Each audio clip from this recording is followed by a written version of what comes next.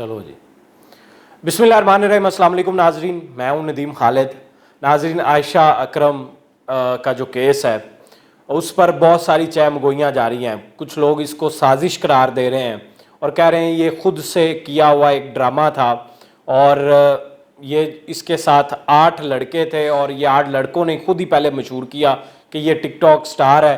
उसके बाद जब सेल्फियों का सिलसिला शुरू हुआ, सेल्फियों के बाद बदतमीज़ी होना शुरू होगी, तो उस वक्त ये खामोशी से जो टीम के उसके मेंबर थे, जो उसके साथ लड़के थे, वो साइड पे होकर तमाशा देखते रहे। और बाद में जब एक लड़का गोद में भी उठा के जो है वो उसको लेकर जा रहा है और बचा रहे हैं, तब तक मामला उनके कंट्रोल में नहीं रहा था। इस तरह की चहमगोइयाँ जारी हैं और हमारे मुआशरे में कोई ये नई बात नहीं है कि हमें हर बात में कोई साजिशी थ्योरी चाहिए होती है, कोई इस तरह की बात चाहिए होती है कि असल मामला जो है वो दब जाए।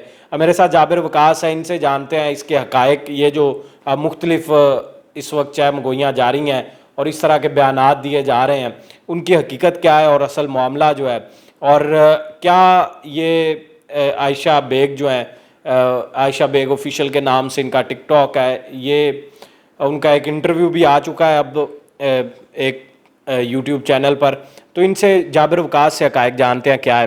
अस्सलाम वालेकुम जाबिर। वालेकुम सलाम। ये बताएं कि आयशा बेग जो हैं, ये जो इसके बारे में ये कहा जा रहा है कि जी ये तो इनकी तरफ से खुद से एक ड्रामा किया गया है, ये उस वहाँ पर गई क्यों जब इतने वहाँ पे मर्द थे, तो क्या कहेंगे इस पर? क्या ये वाकई एक ड्रामा था? आप रिपोर्टर हैं, आपकी सेंस क्या काम करती है? देखें, 10 बंदे हों, 100 बंदे हों, 1000 बंदे हों, बतौर पाकिस्तानी शहरी किसी को भी हक है वो कहीं पर भी जाए, कुछ भी करे, मर्द हो खातून हो, ठीक है।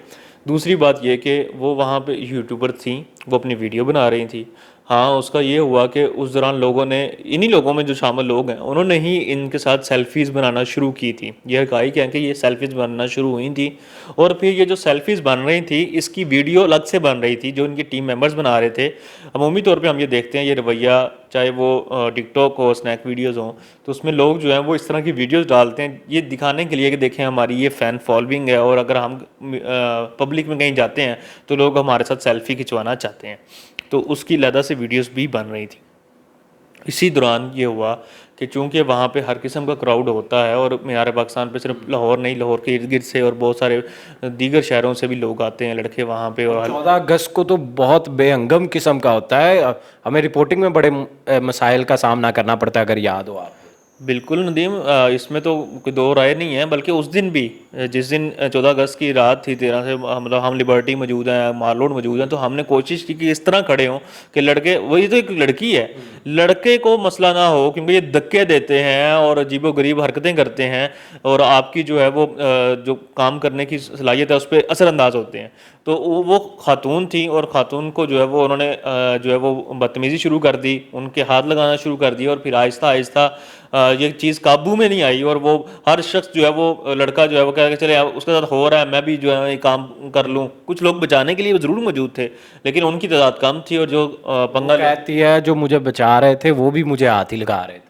तो जाहिर है उसमें हाथ तो लगना है। आप देखें कि अगर एक शख्स क्राउड के अंदर फंस गया है तो उसको क्राउड से फूंक मार के तो निकाला नहीं जाना ना, या उसको आवाज दे के तो नहीं ये क्राउड में पीछे होना, उसके गिर्द घेरा बनाकर उसको कहीं ना कहीं उसको हाथ तो लगेगा। अब देखें आप, एक वीडियो चल रही है कि उसमें एक शख्स जो है उसको उठा के लेके जा रहा है गोद में, तो उसको वहां से उठाया है तो काम बना है ना, मतलब जिस दीवार के साथ वो लगी हुई है या उससे वहां पे उनको खींचा जाना था वहां आगे गई है। अच्छा, उसके बाद वो लड़का वहां से निकल नहीं सका, उस जगह से फिर उनको नीचे उतारने की कोशिश की गई है और वहां पे नीचे उतारने के दौरान उनके कपड़े फटे हैं और बरहना हुई हैं वो, और वो ये बिल्कुल गलत हुआ है, इस तरह बिल्कुल नहीं होना चाहिए था। मतलब कल को क्या हमारी फैमिलीज ने बाहर नहीं जाना, आपकी फैमिली ने बाहर नहीं जाना, तो क्या वहां पे 10-10 गार्ड साथ लेकर जाने हैं, या हमें वहां पे हर जगह ही पुलिस चाहिए होगी? लेकिन यहाँ पे पुलिस होनी चाहिए थी। 14 अगस्त का दिन था, डिप्लॉयमेंट होनी चाहिए थी, लोग हल्ला गुल्ला करते हैं, वहाँ फैमिलीज ने जाना होता है और ये एक ज़्यादा पिकनिक पॉइंट नहीं है। अपनी ग्रेटर इकबाल पार्क की अपनी सिक्योरिटी जो है वो वहाँ कुछ नहीं कर सकी, जब पुलिस को भी वो कहती है 2-3 दफ़ा उसने कॉल भी की वहाँ पर मौजूद लोगों ने, पुलिस नहीं आई, लेकिन वो अपनी सिक्योरिटी ग्रेटर इकबाल पार्क की कहीं नहीं थी। ये तो बहुत बड़ा उसमें लैप्स था एक। बिल्कुल लैप्स था। मतलब आप ये देखें कि हमें हर जगह नाके लगे नजर आ रहे हैं पुलिस वालों के, लेकिन मीनार पाकिस्तान जहां पे लोगों का इकट्ठ हो रहा है वहां पे कुछ नहीं है। क्यों नहीं है भाई? और अगर है तो वो अगर इर्द गिर्द भी मौजूद है, सिक्योरिटी वहाँ मौजूद थी, पार्क के इर्द गिर्द सिक्योरिटी मौजूद थी, जब आपको नजर आ रहा है कि 100 200 400 बंदा एक जगह इकट्ठा हो रहा है, क्यों हो रहा है भाई, इतना थ्रेट है, देखे तो सही जाके। और फिर कॉल उस खातून के कि जो मैंने 15 पे कॉल की है, तो 15 पे कॉल होने के बाद ये चेक करवाया जाना चाहिए, इसके ऊपर कमीशन बनना चाहिए। उन्होंने तो सीरियस ही नहीं लिया होगा, हमें कोई कॉल कर रहा है, एक और लड़की को चिढ़ा जा रहा है, तो ये उनके लिए तो एक नॉर्मल सा होगा कि बस ठीक है यहाँ पर। देखें ये जो बात है ना कि लड़की को छेड़ा जा रहा होगा और एक नॉर्मल चीज, ये नॉर्मल लेने की वजह से ही ये मामला पेश आते हैं। आप ये देखें कि जिस तरह वो रवैया तो यही है ना पुलिस का, यही रवैया, आप ये देखें मोटरवे केस में वो कहते हैं जी मैंने 15 पे कॉल किया, वो कहते हैं हमारा इलाका नहीं बनता, 130 पे कॉल किया मोटरवे को, वो कहते हैं हमारा इलाका नहीं बनता। वो इलाके के चक्कर में, वो मदद के चक्कर में वो खातून कितनी देर वहां रही, और फिर बिला के वाबद मली जैसे दरिंदे वहां पहुंचे और उन्होंने उससे फायदा उठा लिया और वो जो है उनको दरिंदगी का शिकार कर दिया। तो ये सारी वजह है कि आपके लोग 2-2.5 घंटे कम अज कम का जो टाइम है जिसमें लोग उनके साथ बदतमीजी करते रहे हैं मीनार पाकिस्तान में, तो आप वहां पे मौजूद ही नहीं है। कोई सर्विलेंस वाला, कोई क्या नाम है उसका, डोल्फिन वाला वहां नहीं पहुंचा, ना कोई और वहां पर पहुंचा। ये तुक क्या है इस बात की कि जी हम लोग जो है, और जब तक ये वीडियो हमने ब्रेक नहीं की थी, मैंने अपने बोल्ड टीवी पे, दिगर मीडिया पे नहीं चली, जब तक इसके ऊपर ट्रेंड नहीं बना सोशल मीडिया पे, तब तक कोई किसी को होश नहीं आया। मैं दावे से कहता हूँ कि सीसीपी लाहौर का नोटिस का जो वो आज लेकर आए हैं सिर्फ इसलिए कि इस बात पे गुस्सा किया इमरान खान साहब ने इंतहाई के, अभी तक कोई बंदा पकड़ा नहीं गया। एक और वजह बताएं मुझे एक चीज़ समझ नहीं आ रही, गैप है इसमें। 14 का ये वाक़या है, 17 तारीख को ये वीडियो वायरल होती है और 17 को FIR होती है। उससे पहले जो अंदर 3 दिन गुजरे, वो लड़की पर क्या गुजरती रही, उस बेचारी वो किस उस सिचुएशन में रही होगी कि वो 3 दिन वो थाने भी नहीं जा सकी, और पुलिस को चूँकि उसे था कि जिन्होंने अभी बचाया नहीं, तो क्या पुलिस का इस पर कोई मौक़िफ़ है कि वो 3 दिन क्यों गैप है उसमें? देखें पुलिस का तो इस बात में कोई मौक़िफ़ नहीं है।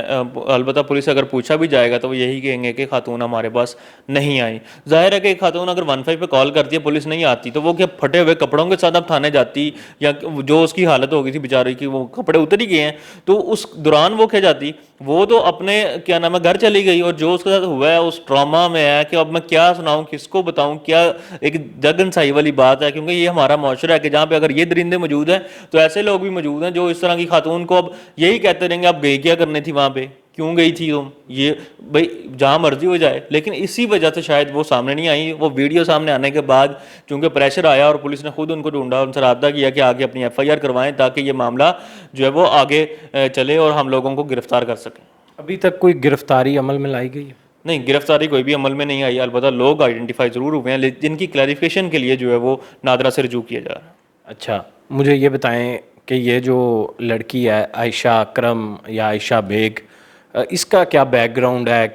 ये वहाँ पर जो है वो वीडियो बना रही थी FIR के मुताबिक यूट्यूब के लिए। मेरी उससे बात हुई, उसने कहा मैं यूट्यूब की कोई वीडियो नहीं बना रही थी, हम घूम फिर रहे थे अपना वहाँ पर, इस तरह की, इसके अलावा कोई बात नहीं हुई। अच्छा, आपको क्या, आप चूँकि इसी शहर में हम रिपोर्टिंग करते हैं, लोगों का पता होता है, और वो पहले भी मीडिया में एक्टिव भी थी, मॉडलिंग भी करती रही है, तो क्या आप उसके बैकग्राउंड के बारे में क्या जानते हैं? ये कब से एक्टिव है, अपना काम कब से कर रही है, और टिकटॉक पर भी काफ़ी फेमस है, तो क्या इसके बैकग्राउंड के बारे में कोई?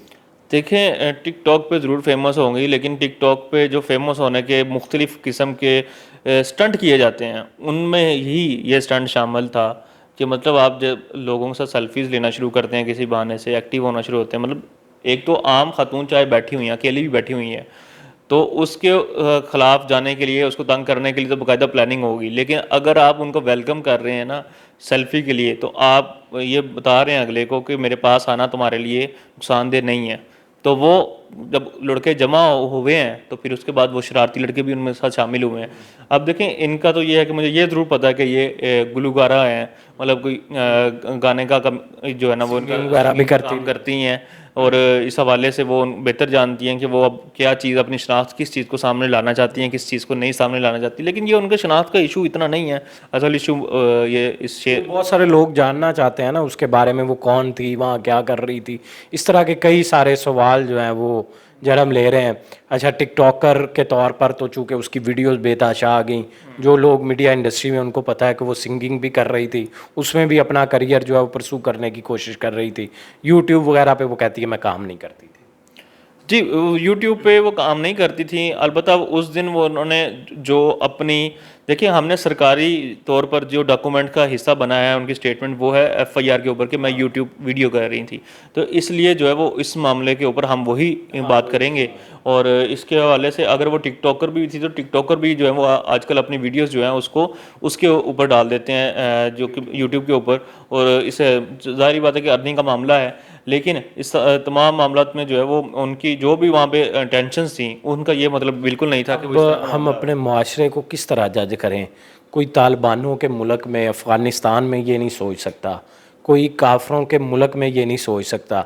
जैसा वाक़या हमारे मुल्क में हो गया, तो हम कौन सी मखलूक है? हम अपने माशरे को किस तरह जज करें? अपनी माँओं बहनों की किस तरह हम इज़्ज़त करा लेंगे इस माशरे में, जब ये दरिंदगी का ये आलम होगा कि एक लड़की के साथ फुटबॉल की तरह खेलते रहे हैं और हर एक के हाथ में मोबाइल था, सबको पता था, लेकिन ये उनको खौफ नहीं था, डर नहीं था। तो हम अपने माशरे को किस तरह जज करें? देखिए, कानून की जो रिट है ना वो नहीं है। देखिए, मैं ये कहूँगा कि माएँ कोशिश यही करती हैं कि उनकी औलाद अच्छी बने, उनकी अच्छी तरबियत करती हैं। जब ये बड़े होते हैं, बड़े होने के बाद इर्द गिर्द सोसाइटी में घुसते हैं तो वहाँ से नेगेटिव चीज़ों को ऑब्जॉर्व करते हैं और फिर उसके बाद इस तरह के मामला पेश आते हैं। इस हवाले से अगर आपको पता हो कि कुछ दिन पहले सिंध में ये हुआ था कि वहाँ कब्र से निकाल के एक जवान बच्ची को, उसकी डेड बॉडी को, उसका रेप किया गया था। तो इस रेप के इस मामले के ऊपर जो है वो आप ये देखें कि जब वो कब्र में गई खातून जो है वो इससे बच नहीं सकी, तो इसका मतलब यही है कि जो फ्रस्ट्रेशन है, दिमाग का फतूर है, इसको ख़त्म करने के लिए हमें कानून की रीट लानी पड़ेगी। वरना हम किस चीज़ से रोकेंगे? हम अगर ये बात करेंगे कि किसी का ये लिबास इस तरह का था, तो वो क्या कब्र में लेटी खातून का लिबास इस तरह का था? आप, ये एक मखसूस जहनियत है जिसको जो है वो अलहदा करके इसका इलाज करना पड़ेगा। जिस तरह नूर मुकद्दम केस में मामला लिबास का नहीं था, ना कुछ और था, ये उसकी जहनी बीमारी का इशू था कि उसने उस शख्स के और बच्ची के साथ जो है, नूर मुकद्दम के साथ उसका रेप किया, फिर उसके बाद उसकी गर्दन तक उतार दी। और किस तरह के माइंड में होगा, हालांकि वो एक अरब खरबपति फैमिली का बच्चा है। बिल्कुल नाजरीन, और आप भी इस बच्ची को, आयशा अकरम को, वी सपोर्ट आयशा अकरम के नाम से ट्वीट करें, इसको सपोर्ट करें, इसको इंसाफ के लिए सपोर्ट करें, क्योंकि एक तरफ बहुत बड़ा हजूम है और उस हजूम से इंसाफ लेना हमारे इदारों के लिए भी चैलेंज होगा। उस